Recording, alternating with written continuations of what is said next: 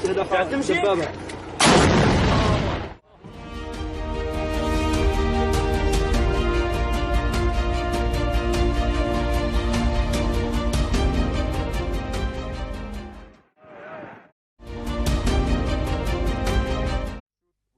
Since the Taliban fall from power in Afghanistan in 2001, the passage of modern civil law has allowed Afghan women to improve their lives both socially and politically. They can work, study, vote, get elected to parliament and perform in the highest political and managerial positions. The Afghan cabinet has seen several female ministers over the past 20 years. Afghanistan's new generation is no longer a generation that can accept the Taliban's extremist ideology. We hope the situation that arises will be something acceptable for Afghan society, especially women. But the reality is that U.S. troops will leave in September. Peace talks between the Afghan government and the Taliban are stalled, and women have been underrepresented during the past talks. In late June, Taliban officials put out a statement promising that in post-conflict Afghanistan, women would be able to seek work and education.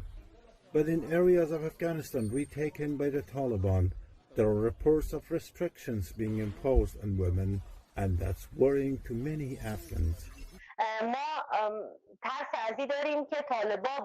Our fear is that the Taliban will come back with the same ideology as before, with the same savagery and barbarism of their previous years.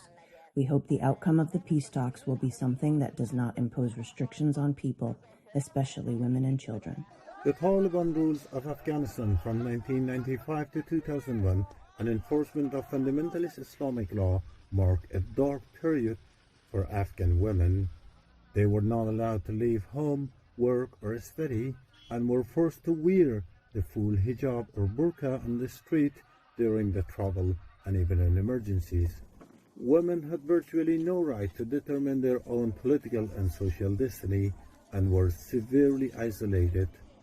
The oppression of women was unprecedented in Afghan history. The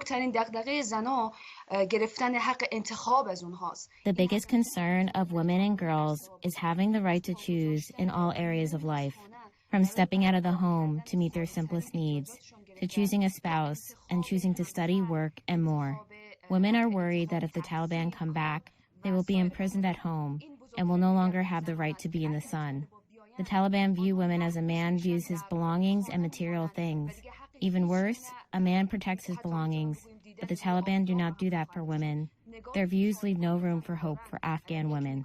Even if the Afghan peace talks results in a deal, Afghan women rights activists worry the Taliban will try to use their renewed influence to limit women's freedoms. Mahdy Mehraeen for VOA News, Washington.